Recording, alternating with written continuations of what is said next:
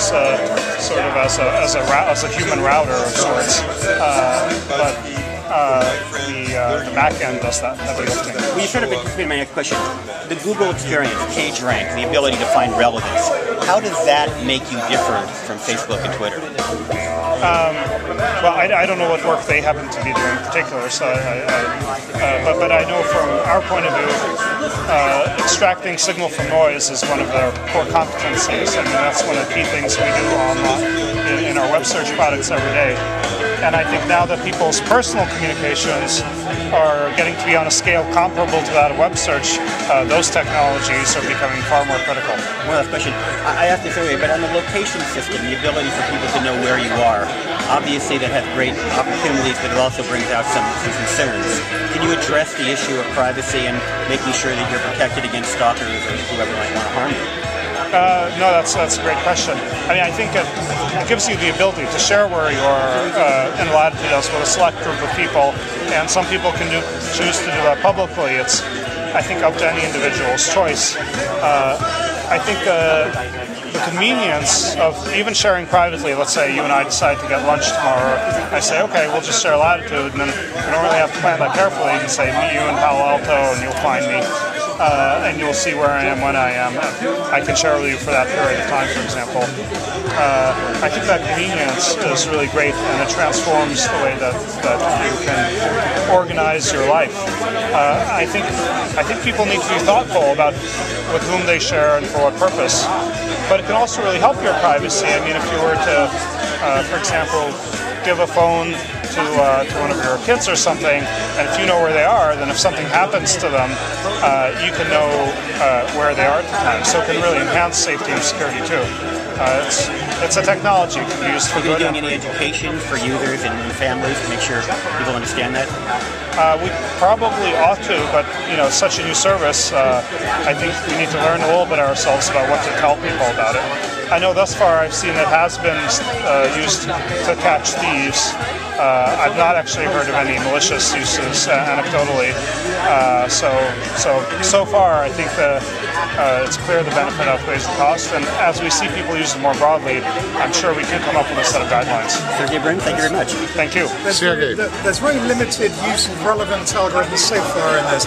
What's the potential with this type of information for applying relevance? And what sort of signals can you pick up, and what are the limitations as well? I think there's huge potential. Right now, if you look on the recommendations, and there's some ordering that we do that uses these signals. But don't forget, we've been testing this internally. Just among our company. And even among there's quite a lot of noise internally. You'd be surprised. But I think that to really hit the relevance algorithms large scale, we needed to wait for today, and we need to have millions of people using this. That's when the relevance technologies are really going to come into play. But is that just through the recommendation button? So, I mean, that's the only sort of signal you've got at the moment. You're actually hearing that. But what about actually searching the information? Indexing content. Yes. So there's also a search which is actually very primitive right now over Buzz. I think that this is a space that is going to evolve rapidly. But like I said, I think today, by the way, we have recommendations which are sort of a positive. You see something you would not otherwise have seen. But we also do have the ability to demote things that even people you are following, and I need to double check what's going into production today with respect to that. Once again, what I'm testing is usually slightly different than what's publicly available. Do you think you'll be able to identify what I'm actually interested in his stream? There are some things I like. Yes, we very much hope to do that. Yeah. Well, you can, don't forget that we're going to see which articles you like, which ones you comment on, which posts you read, and things like that. And I think we'll be able to try to tailor things to you that you're likely to be interested in. Are you going to open up access to those, what I would call gestures? In other words, can we tune the relevant session for more specific things, or is it just a black box? That's an excellent question. I like to make it more transparent, but actually I haven't discussed those details yet with the Buzz team, so I will only be speculating, sorry. Well, that's what I'm hoping. But the other question would be, there's been some consternation about the impact of Wave as it actually gets used and people start to experience some of the interesting and also not so interesting aspects of the product. It seems like you've integrated real-time into Buzz in a more usable and acceptable way. Do you think that this is going to get rolled back into Wave as you get closer to trying to integrate it with the rest of your products? Well, I think we want to see what the experience with Buzz is in the wild and then make decisions from there. I know we've learned a lot that we're very happy with internal testing. Actually, that's why I, like Bradley, am very excited for the enterprise product. But I think before we make plans like that, I want to see how Buzz gets used, from today on out. But this is already integrated into Google Apps, whereas Wave is out there in space somewhere. I think the integration has definitely proved valuable internally, and that's definitely something we're going to be looking at for Wave. Could I just a little more clarification? I'm trying to get my head around, this works well with. It's maybe you call it a compelling evolution, I guess. How do you see it working with Orkut? Is it another social platform? Is it an extrapolation of Gmail? What's kind of your thinking and how you see Buzz and kind of your lineup of social products? Yeah, so it's. I should mention that at Google we definitely experiment a lot, and we definitely let 1,000 flowers bloom, and then I think we try to definitely capture the best ideas and elements of them and make something coherent out of it. I know it may seem odd, that there are these 3 or 4 different things that appear similar. I'm pretty happy that we have certainly captured a lot of the key ideas in Wave and in Orkut and in Gmail and brought them together in Buzz. But those learnings are going to continue and hopefully flow from one to another going forward. So is Buzz like kind of the premiere of everything, like the crown jewel of how social should be done? I don't know. I think we're going to let the users decide that. Okay. And now other companies have tried to kind of leverage email and build social networking on top of it, like Yahoo and maybe some others, and hasn't seemed to really catch on the same way. Maybe when consumers haven't really wanted to, do social that way as opposed to in Facebook or Twitter. So what makes you think people will want to do it with Gmail? Look, I think if you look at the history of technical products, there are a lot of details that matter. It's not just the general idea, I have email and then social. Maybe we got the details right, maybe we didn't. We're going to see from today on out. Internally, I've been very happy with the results, but there are a lot of detailed things. If you look, for example, look at the success of the World Wide Web. If you look at Xanadu, for example, I don't know if any of you remember that, by Ted Nelson, that had a lot of these concepts, and yet it wasn't so successful. So there might be just... I haven't thought about that in a while. Yeah, well, there you go. But that's just one example. There are a lot of details and perhaps chance and timing, and it's... I wouldn't discount something because it's similar in the one sense level to something else in the past that may not be that successful. Don't you think the mobile, Android and Nexus One gives you a real opportunity to make it useful to integrate contacts, for example, which have always been sort of out there in terms of actually spending the time to do it. At this point, I've got an iPhone and I've got a Nexus One, and all I want is an import device to be able to suck the stuff in. Well, today I believe your Google Contacts certainly sync to your Nexus One, and I think there are ways to get them to the iPhone too. I'm talking about the other way. In other words, if you... Oh, you want to take things out of the iPhone into Google Contacts? The question before about Orkut in general... I think there's a way to do that. I forget how you do that exactly, but I'm sure there is, but what my point would be that there hasn't really been a rationale for doing this. I think there's not the motivation. Exactly, and now I think that the fact that you're rolling out mobile experiences, 3 of them at the same time, indicates that this is maybe a different story than... I hope so. For me personally, I try and use so many devices. I need to keep my contacts in the cloud, so I always sync them to the devices. Otherwise, my life's too hard to manage. But I guess for some people, maybe this will bring them over the edge. Sergey, what are you most excited about that was said today about Buzz? What is it that one area you think is like applications? Well, let me speak to my broader experience because I've been using it, of course, for a number of months already. Google Buzz, you've been using for a number of Oh yeah. It's been internally, I don't know, probably half a year I've been testing it internally with increasing number of other people. The whole company's been on it for a while now. It has really enabled me to communicate and get far better information about what's going on in the company. Now if I have a question about something, I don't have to dig up who's the person who's particularly responsible for this or whatnot. I can just throw a question out there. I know there are enough people who pay attention to my posts, and also now with the recommendations, it should get recommended to the right person anyway, that you can get answers. And also I don't worry that I'm disrupting people because the social expectation on buzzes is different than on emails. Is there an overlap or a confusion between IM and private messages and email? Is there confusion? I mean, do you have to make a choice, and which do you use more often? Which do I use more often? I think it is stressful today to have to make those choice, and I'd like to move to a situation where people make that choice less. But you have to decide what medium you're using. You have to decide to whom you're sending it to. Sometimes you have to decide, well, what is the heading going to be? I mean, there are a lot of decisions you have to make, and with Google Buzz, at the very least, you do have to choose Buzz as the medium today, though I would like to simplify that in the future.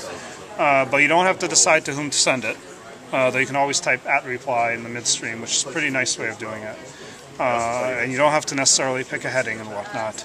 I mean, it does lower the barrier a lot, but I agree with you, there's definitely room left to further simplify it, because the very act of choosing Buzz to do this is in itself a bit of work. In terms of relevance, are your gestures in Gmail being used as part of the relevance in Buzz? I need to ask. I'm not sure. Sorry. Sergey, you're reportedly one of the kind of key driving forces in the recent change in policy towards China. Can you give us a sense as to how you feel conversations are going right now, and whether you think Google will be able to offer an uncensored search engine in China? Well, I'm forever the optimist, and I certainly hope to open up information for everyone everywhere. It's free of political censorship. But I don't have anything new to share with you in terms of developments with respect to China. But you stand on your position that if China doesn't relent, you're going to get out of China? Well, I think the blog post we put out speaks for itself. There's nothing, no change from that. And do you think on this situation with Google, with Apple, I mean, this Business Week article about the war going on between you and Apple, is that all I didn't read the specific Business Week article. I certainly know when I see things in the press about myself that have come from, allegedly closed meetings or sort of, taken from, a source said that, I've certainly seen it be highly inaccurate. So I'm gonna let the execs in Apple, who we speak to very often, speak for themselves about our relationship. So, but you don't see Google on a collision course with Apple?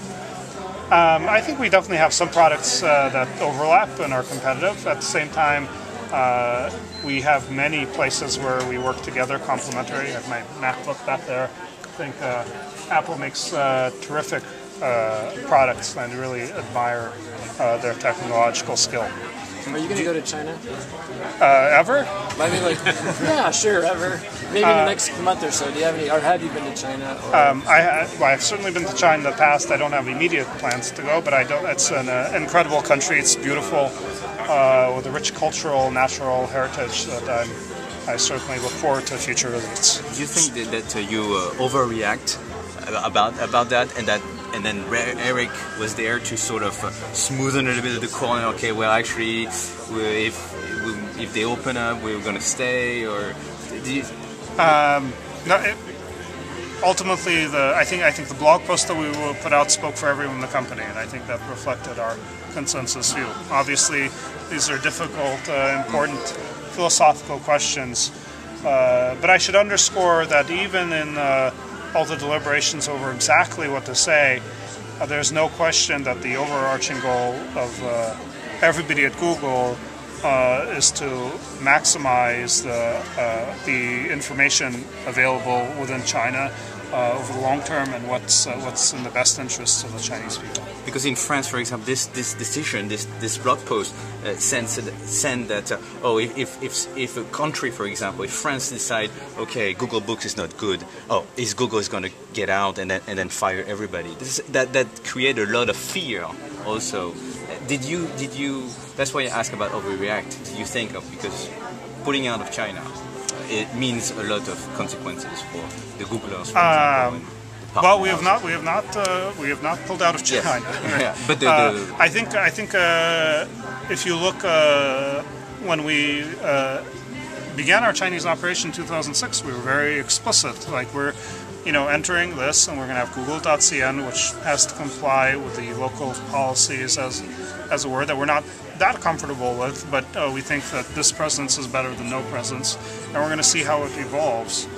And we have seen how it has evolved, and I think we made a lot of progress, especially in the first couple of years. If you look at the practices of local competitors, for example, and labeling searches when information is excluded due to local regulations, there have been improvements in that. There were a number of improvements. In the past couple of years, especially since the Olympics, the situation has gotten considerably worse on a variety of fronts, both in terms of the amount of information omitted. Furthermore, sites of ours, other sites of ours, such as YouTube and Google Docs, and I need to go through the list, are blocked. It's been, I guess, the initial momentum that we saw hasn't really continued. It's made us very hard to operate under those kinds of circumstances. Are you in direct communication with the Obama administration regarding these issues? I think there have been a lot of parties that have responded to our blog posts and offered interest. I think that's a little bit of a strong statement, but I should mention across the world, around companies, government organizations, and non-governmental organizations, I think there's been a lot of support, and I think a lot of people have their goals for having information freely available. Do you feel like the Chinese government maybe favors local companies in the internet game, like Baidu, and that maybe things are rigged against Google in a way? Is that potentially an issue? I think protectionism is also certainly a concern, though. As I mentioned, the blog post and whatnot is motivated by our views on what's best for people.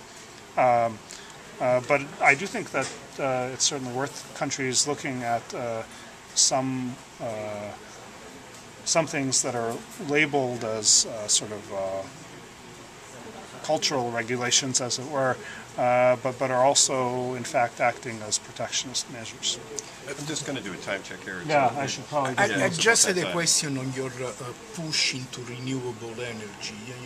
You have been one, Google, Yes. has been one of the company that has been pushing the Obama administration to look at the electrical grid here in the US. And I wanted to know a little bit more about what were the initiatives you were looking at, what you thinking to do, what Google was going to do. There are so many opportunities to improve the U.S. power system and make it both cleaner, more efficient, cheaper even potentially. Some things we're looking at are renewable energy sources such as geothermal, wind, solar, and so forth, and we've made investment and done research in those areas. But also the grid itself, how electrical vehicles, which have a lot of battery capacity, how they interplay, how each time they're charging, for example, things like that. And even the power meter work, which you may have seen, how individuals in their own home can actually look at and understand their own power usage. I mean, the fact is that almost none of us have a granular enough view of our power usage in terms of both time and and even with circuits, devices, whatnot, to really do much about it. I think you'll find as I found when I just even looked at my power meter data for a few days, there are just some obvious things like I forgot this thing was on. I don't even use it. I should probably throw it out. So there's a lot of capability in trivial things just by empowering people with information. But your push is for education or for developing new technologies and new products? My question is, are you developing new technologies and new products to operate in that market as an operator, an energy operator, provider? We are developing new technologies, new products. We're investing in other companies that are developing technologies and products, and we're also partnering with other companies to make that happen. Can you name any of those? Yes, but I forget which ones are public, so I might have to. Relay. I might have to relay it to our. And the very last question here. on the economy. You're doing good, much better than any other in the US. I mean, besides the oil companies. Why you think Google is being successful while your competitors or the general economy is down tanking? Well, I think we were affected by the last year also. I don't think we're immune to this.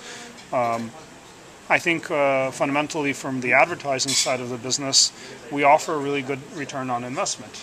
I think other companies who perhaps themselves are struggling, they can get really good value in terms of, we can generate the sales for them for less than their profit on the sales. I mean, so I think our advertising vehicles, both online and now increasingly in television and others, we try to make them very, very efficient. And therefore, I think other companies in tough times really turn to us as a very effective source of sales leads. Do you see the crisis? You see that we're getting out of the recession?